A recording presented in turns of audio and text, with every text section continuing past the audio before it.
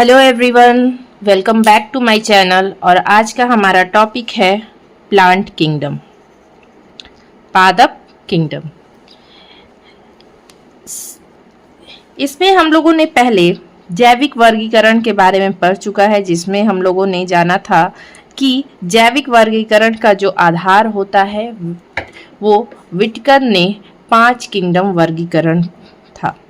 Whittaker का 5 kingdom वर्गीकरण था। इसी वर्गीकरण में मोनरा, प्रोटिस्टा, फंजाई, प्लांटी और एनिमेलिया को हम लोगों ने सम्मिलित किया गया था। अब हम लोगों इस पादप किंगडम में इसके बारे में विस्तार से चर्चा करेंगे। तो पादप किंगडम बहुकोशिकीय उत्पादों का किंगडम है, जिसमें बहुत सारी कोशिकाएं होती हैं और इसमें प्रकाश संश्लेषी पौधों को भी सम्मिलित किया गया है।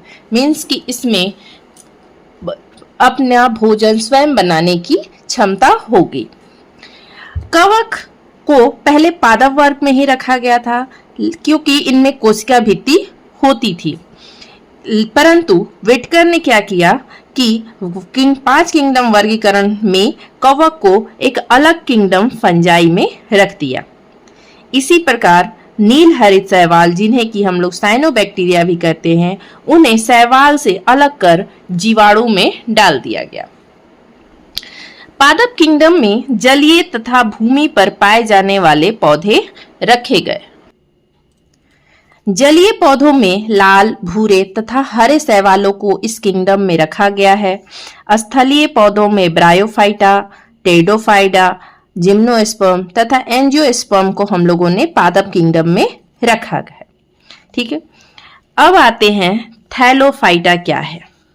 थैलोफाइटा तो ओसवाल्ड टिप्पो ने 1942 में एक वर्गीकरण प्रस्तुत किया और इसी वर्गीकरण के अनुसार पादप जगत के प्रथम 10 संघों के पौधे विकास और शारीरिक रचना के दृष्टिकोण से सबसे निम्न श्रेणी में है।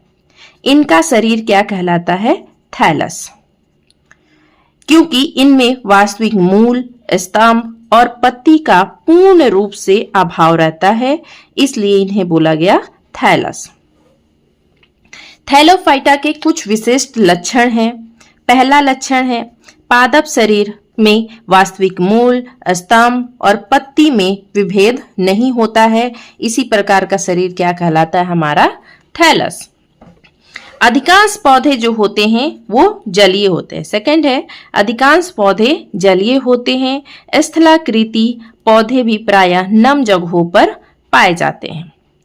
थर्ड वन है अनुकूल परिस्थितियों में जनन बीजाणु जनन द्वारा मुक्त रूप से हमारा होता है। लैंगिक जनन जो है अंगक, वो साधारण तथा एक कोशिक होते हैं। अब युग्मक संयोजन के पश्चात भ्रूण का विकास नहीं होता है। जब युग्मक का संयोजन हुआ तो उसके पश्चात भ्रूण का विकास नहीं होता है, ये थैलोफाइटा में। ठीक है, अब आता है शैवाल। शैवाल क्या है? तो इस वर्ग के जो पौधों के अध्ययन करने को हम लोग बोलते हैं फाइकोलॉजी। शैवाल की लगभग 20,000 जातियां हैं। शैवाल प्रायः नम भूमि, अलवणीय एवं लवणीय जल वृक्षों की छाल या चट्टानों पर पाए जाते हैं। ये नम दीवारों पर हरी, भूरी या कुछ काली परतों के रूप में मिलते हैं। कुछ जल की तली में, कीचड़ में भी पाए जाते हैं। कुछ झील या तालाबों के किनारे पाए जाते हैं, जैसे कि हमारा हो जाएगा रिवुलेरिया। ये रिवुलेरिया जो है वो हमारा झील या तालाबों के किनारे पाए जाते हैं। कुछ शैवाल ऐसे भी हैं जो पानी की सतह पर तैरते रहते हैं और कुछ अधिपादपों के रूप में पौधों की टहनियों पर पाए जाते हैं। जुक्लोरेला हाइड्रा की कोशिकाओं में पाया जाता है। जो हमारा जुक्लेरेला है वो हाइड्रा की कोशिकाओं में पाया जाता है। प्रोटोडर्मा कछुए की पीठ पर उगता है। प्रोटोडर्मा कछुए की पीठ पर उगता है। शैवाल बर्फ की सतह पर भी उग सकते हैं, जैसे कि हमारा हो जाएगा क्लेमाइडोमोनास। ये क्या करते हैं? ये बर्फ पर भी पाए जाते हैं। वायुचेरिया नामक शैवाल मिट्टी की सतह पर उगता है। कुछ शैवाल जो होते हैं वो फफूंद के साथ मिलकर लाइकेन बनाते हैं। मतलब इतना है कि जो हमारा शैवाल है वो नम भूमि पर भी पाया जाता है, जल में भी पाया जा रहा है, वृक्षों की छालों पर भी पाया जा रहा है और चट्टानों पर भी पाया जा रहा है, और कुछ हमारा बर्फ पर भी पाए जा रहे हैं। ठीक है, ये सब इनके बारे में था। अब शैवाल एक कोशिकीय होते हैं और बहुकोशिकीय। जो हमारे शैवाल होते हैं वो एक कोशिकीय और बहुकोशिकीय दोनों होते हैं। क्लेमाइडोमोनास एक कोशिकीय शैवाल है तथा अल्वा बहुकोशिकीय शैवाल का उदाहरण है। जैसे वॉल्वॉक्स तथा कुछ तंतुमय होते हैं जैसे यूलोथ्रिक्स। कुछ शैवाल कैसे होते हैं, वो कॉलोनी बनाते हैं जैसे कि हमारे हो गए वॉल्वॉक्स। अब कुछ तंतुमय होते हैं जैसे हमारा यूलोथ्रिक्स। बहुकोशिकीय शैवाल का थैलस तैरती हुई कोशिकाओं के पुंज से लेकर तंतुमय अथवा कोशिका की सीट तक हो सकता है। तंतु तथा सीट प्रायः संलग्नक द्वारा अवस्तर से जुड़े रहते हैं। कुछ शैवाल जटिल तथा 60 मीटर तक लंबे हो सकते हैं। उनमें कुछ विशेष प्रकार की कोशिकाएं भी होती हैं। उनमें लैमिना पत्ते की तरह जो होते हैं फलक होते हैं, जो कभी कभी अशाखीय होते हैं और स्टाइप से जुड़े रहते हैं। शैवाल स्वपोषित होते हैं, मतलब कि ये अपना भोजन स्वयं बनाते हैं। ये सूर्य के प्रकाश में कार्बन डाइऑक्साइड तथा पानी से अपना भोजन बनाते हैं। जलीय शैवाल पानी एवं कार्बन डाइऑक्साइड को परासरण द्वारा ग्रहण करते हैं। जो हमारे जलीय शैवाल हैं वो पानी और कार्बन डाइऑक्साइड को कैसे ग्रहण करेंगे, तो उस परिस्थिति में वो परासरण के द्वारा ग्रहण करते हैं। वायवीय शैवाल पानी को नम्य स्थानों से तथा कार्बन डाइऑक्साइड को वायु से प्राप्त करते हैं। ये पौधे कार्बोहाइड्रेट से लेकर तेल एवं प्रोटीन का भी निर्माण करते हैं। तो ये जो पदार्थ स्वपोषित होते हैं वो हमारे कार्बोहाइड्रेट ही नहीं वरन तेल और प्रोटीन का भी निर्माण करेंगे। समुद्री शैवाल जो होते हैं वो पानी में डूबे रहते हैं। समुद्री शैवाल पानी में डूबे रहते हैं, लेकिन ये कम ज्वार में अस्थायी रूप से हवा के संपर्क में भी आते हैं। इसलिए विशाल शैवाल में संवहन ऊतकों की आवश्यकता नहीं होती है।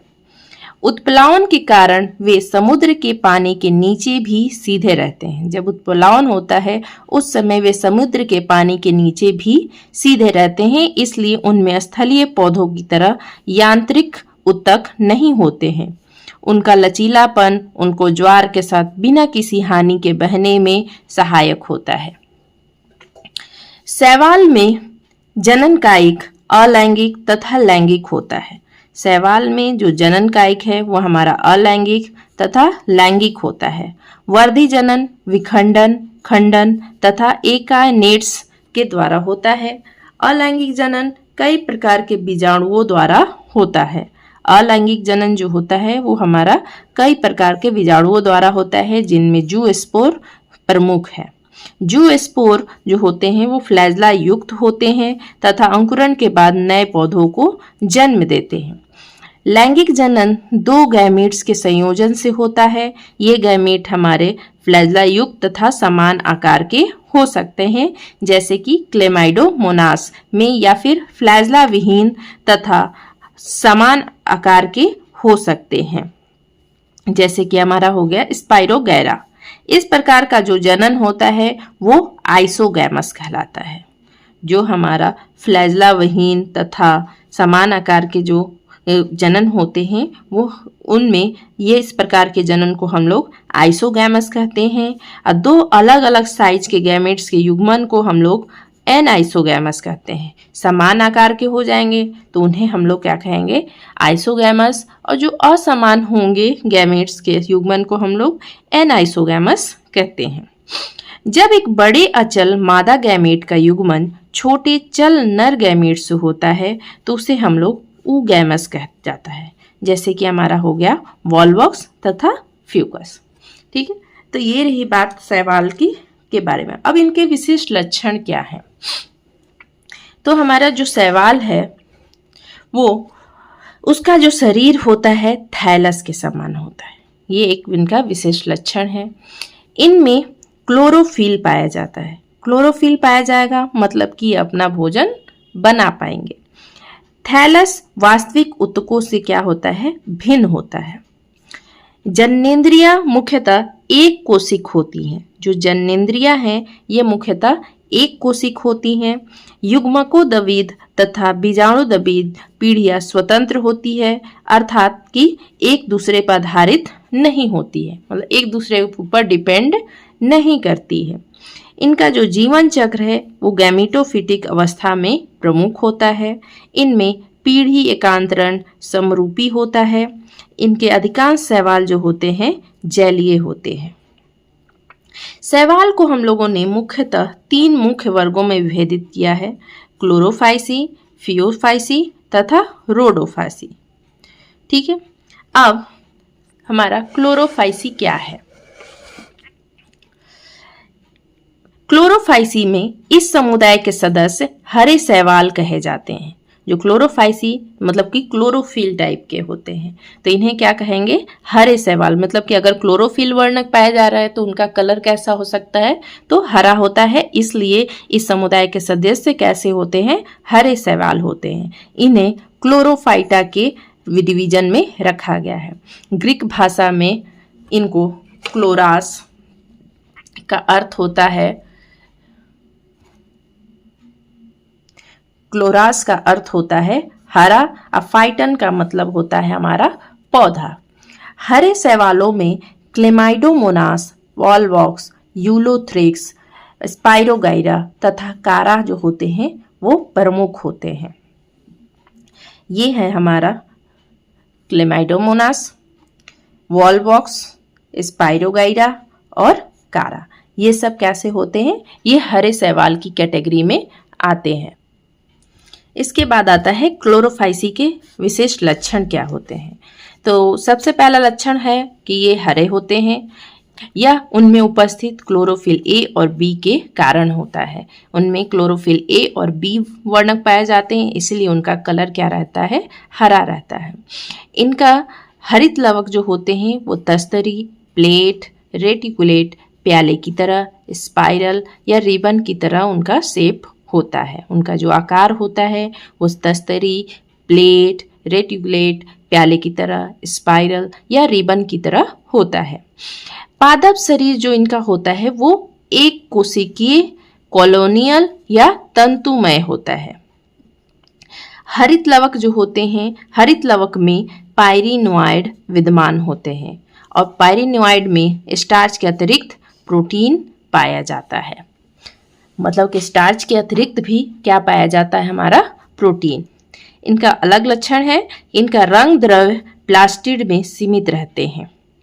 संचित भोज्य पदार्थ स्टार्च के रूप में रहता है और कुछ शैवालों में यह तेल बिंदुक के रूप में भी रहता है। जो संचित भोज्य पदार्थ है वो स्टार्च के रूप में रहता है और नहीं तो यह तेल बिंदुक के रूप में भी रहता है। इनकी बाह्य कोशिका भित्ति पेक्टोज की तथा अंतः भित्ति सेल्लोज की बनी होती है। कायिक जनन विखंडन तथा विभिन्न प्रकार के स्पोर्स द्वारा होता है। अलैंगिक जनन फ्लैजिलेटेड जूस्पोर्स द्वारा होता है। चल बीजाणुओं का निर्माण जूस्पोरेंजिया में होता है। लैंगिक जनन समयुग्मकी, असमयुग्मकी तथा विषमयुग्मकी होता है। जीवन चक्र युग्मनज ही द्विगुणित संरचना होती है। जीवन चक्र में जो युग्म जाइगोट है वही क्या है, हमारा डिप्लॉयड संरचना होती है।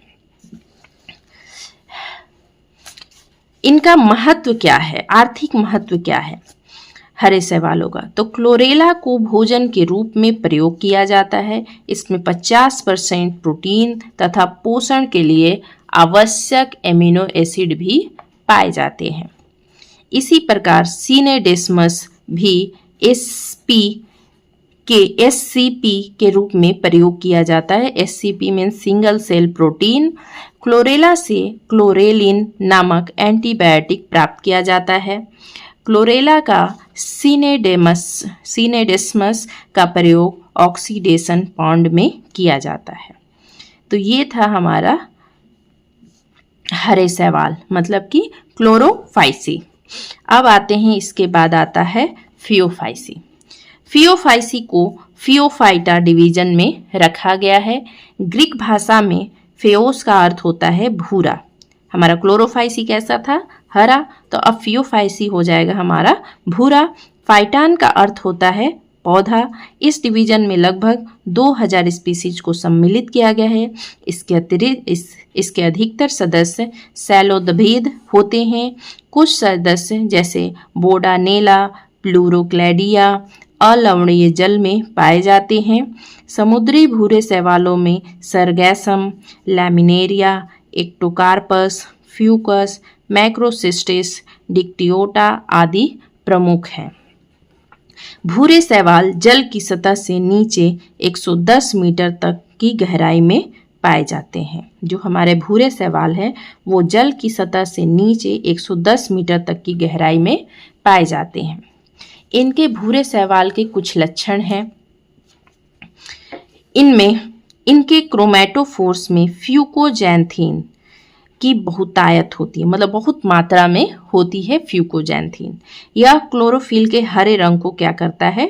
ढक लेता है। इसी कारण थैलस का रंग भूरा या पीला भूरा दिखाई देता है। इसके अतिरिक्त इनमें chlorophyll A, chlorophyll C, carotene तथा जैंथोफिल भी पाए जाते हैं। तो भूरा रंग इसलिए दिखाई देता है क्योंकि ये क्या करते हैं? फ्यूकोजैंथीन क्लोरोफिल के हरे रंग को ढक लेते हैं, इसलिए इनका रंग कैसा दिखाई देता है? भूरा। भूरे शैवालों को सामान्यतः फियोफाइटा के वर्ग के सदस्य समुद्र में पाए जाते हैं। इन्हें समुद्री घास भी कहा जाता है। भूरे शैवाल के सुरक्षित भोज्य पदार्थ होते हैं लैमिनेरिन तथा मैनिटॉल। इसके कोशिका रस में रंगहीन वेसिकल पाया जाता है। इसे फ्यूकोजन वेसिकल कहते हैं। कोशिका भित्ति में सेल्यूलोज के अतिरिक्त एल्जिनिक एसिड एवं फ्यूसिनिक एसिड पाए जाते हैं। कोशिका भित्ति में इसमें क्या पाया जा रहा है? सेल्यूलोज तो पाया ही जा रहा है, उसके अतिरिक्त एल्जिनिक एसिड एवं फ्यूसिनिक एसिड पाए जाते हैं। भूरे शैवाल का शरीर शाखित, तंतुमय और बहुकोशिकीय होता है। इनका पादप शरीर होल्ड फास्ट, स्टाइप तथा फ्रॉन्ड में विभक्त होता है। इनका जो कायिक जनन है वो हमारा विखंडन द्वारा होता है और अलैंगिक जनन जो होता है वो द्विकशाभिक चल बीजाणु द्वारा होता है। इनमें असमान फ्लैजिला होते हैं। लैंगिक जनन जो होता है समयुग्मकी, असमयुग्मकी तथा विषमयुग्मकी होता है। गैमेट्स का जो युग्मन है पानी में या यूगोनियम के अंदर होता है। जो गैमेट्स का युग्मन होता है वो या तो पानी में या यूगोनियम में होता है। इनका आर्थिक महत्व है कि भूरे शैवाल को समुद्री घास कहा जाता है तथा इसका प्रयोग मनुष्य के भोजन के लिए किया जाता है, जैसे कि लैमिनेरिया, सरगैसम, एलारिया। पशुओं के चारे के रूप में समुद्री घास का उपयोग बहुतायत से किया जाता है। पशुओं को चारा खिलाने के रूप में भी समुद्री घास का उपयोग किया जाता है। इसके लिए फ्यूकस, लैमिनेरिया, ग्रेसिलेरिया का प्रयोग किया जाता है। भूरे शैवालों का चारा मुर्गियों को भी दिया जाता है। एल्जीन एक प्रकार का कार्बोहाइड्रेट होता है जिसकी उत्पत्ति कोशिका भित्ति में होती है। एल्जीन के अघुलनीय एक्सट्रैक्ट को एल्जीनिक एसिड कहा जाता है। जो घुलनशील नहीं होते हैं उनके जो एक्सट्रैक्ट होते हैं उन्हें हम लोग एल्जीनिक एसिड कहते हैं। यह लैमिनेरिया, मैक्रोसिस्टिस, फ्यूकस, नेरियोसिस्टिस आदि से निकाला जाता है। एल्जिनेट्स का उपयोग रबर उद्योग में लैटेक्स के ट्रीटमेंट के लिए किया जाता है। इसका उपयोग पेंट, आइसक्रीम, टैबलेट आदि बनाने में किया जाता है। लैमिनेरिया स्पीसीज से आयोडीन निकाला जाता है। आयोडीन समुद्री शैवालों में आयोडाइड के रूप में रहता है। सोडियम लैमिनेरिन सल्फेट लैमिनेरिया से प्राप्त किया जाता है। यह खून को जमने से रोकता है। तो ये था इनका महत्व फियोफाइसी का। इसके बाद आता है तीसरा रोडोफाइसी। रोडोफाइसी को रोडोफाइटा डिवीजन में रखा गया है। रोडोफाइटा नाम शैवालों में दिखाई देने वाला लाल रंग के कारण दिया गया है। ये लाल रंग है इसलिए इनका नाम क्या दिया गया, रोडोफाइटा। ग्रीक भाषा में रोडो का मतलब होता है लाल, फाइटन का मतलब तो हम लोग जानते ही हैं पौधा।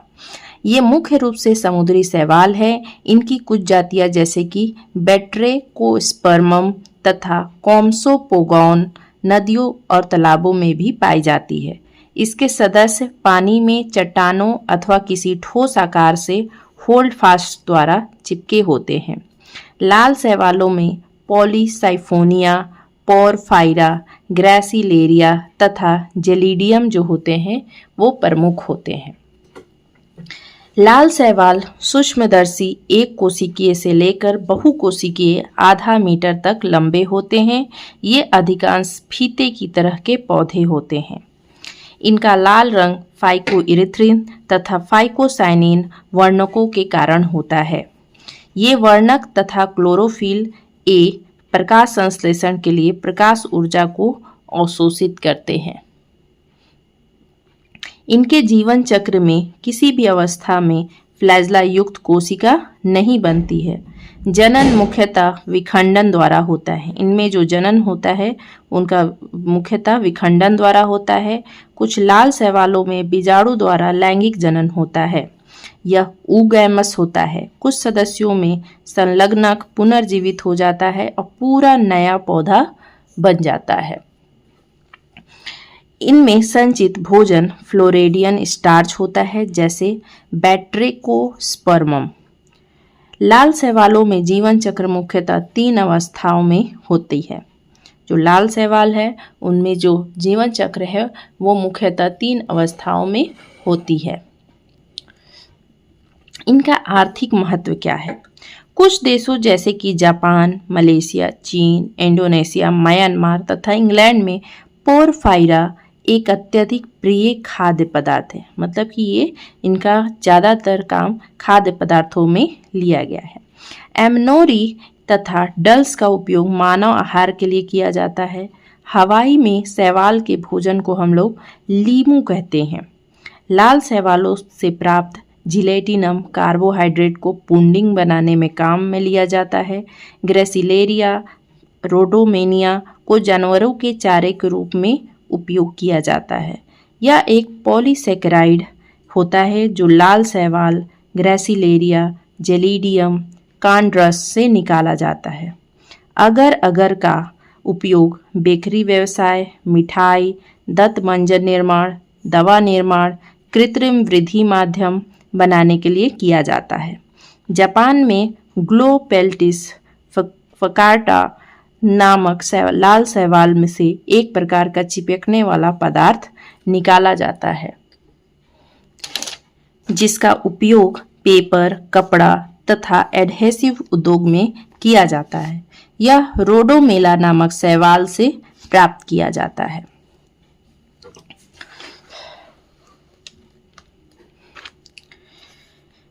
अब इनका वर्गीकरण, शैवालों का वर्ग, ये थे इनके प्रकार जो थे हमारा रोडोफाइसा, क्लोरोफाइसी, फियोफाइसी, रोडोफाइसी। तो किंगडम प्लांटी में लाल, भूरे तथा हरे शैवालों को रखा गया है। लाल, भूरे तथा हरे शैवाल में अंतर उनके प्रकाश संश्लेषी तथा सहायक वर्णकों के स्वभाव से कर सकते हैं। इसमें हम लोग देखेंगे इस फिगर में, इस चार्ट में कि किस प्रकार से ये एक दूसरे से भिन्न है। तो अगर क्लोरोफाइसी का कॉमन नेम देखेंगे तो ये क्या है, हरा शैवाल, ग्रीन एल्गी। फियोफाइसी का कॉमन नेम भूरे शैवाल, सामान्य नाम। रोडोफाइसी का लाल शैवाल। हरा शैवाल क्यों है? क्योंकि इनमें क्लोरोफिल ए और बी वर्णक पाए जाते हैं। भूरा शैवाल क्यों है? क्योंकि इनमें क्लोरोफिल ए और सी और फ्यूकोजैंथिन पाए जाते हैं, जिसकी वजह से जो हरा रंग है वो दबकर भूरा बन जाता है। लाल शैवाल क्यों है? तो क्लोरोफिल ए और डी और फाइकोइरिथ्रिन के कारण। क्लोरोफाइसी में जो संचित भोजन है वो किस रूप में रहता है? तो वो रहता है मंड। फियोफाइसी में मैनिटॉल, लैमिनेरिन। रोडोफाइसी में फ्लोरिडियन स्टार्च के रूप में रहता है। कोशिका भित्ति कैसी होती क्लोरोफाइसी की, तो सेल्यूलोज की बनी होती है। फियोफाइसी में सेल्यूलोज तथा एल्जिन दोनों की बनी होती है। अरोडोफाइसी में सेल्यूलोज की बनी होती है। क्लोरोफाइसी में फ्लैजिला की संख्या 2 से 8 समान होती है। फियोफाइसी में 2 असमान होती है। रोडोफाइसी में अनुपस्थित होती है। क्लोरोफाइसी में इनका वास स्थान जो होता है, मतलब रहने की जगह जो होती है, वो मीठे पानी में क्लोरोफाइसी में रहते हैं, खारे पानी में। फियोफाइसी हमारे मीठे पानी तथा खारे पानी में, दोनों एक ही तरह के हैं। रोडोफाइसी में मीठा पानी तथा कुछ क्षारीय तथा ज़्यादातर खारे पानी में रहते हैं। तो ये बात हुई हमारी शैवालों की। तो आज का टॉपिक यहीं समाप्त होता है। नेक्स्ट चैप्टर में हम लोग ब्रायोफाइटा के बारे में जानेंगे। तो बाकी बातें नेक्स्ट क्लास में। Thank you so much. I hope कि आपको ये वीडियो अच्छा लगा हो। अगर आपको वीडियो अच्छा लगा हो तो मेक श्योर इस वीडियो को लाइक करें, चैनल को सब्सक्राइब करें।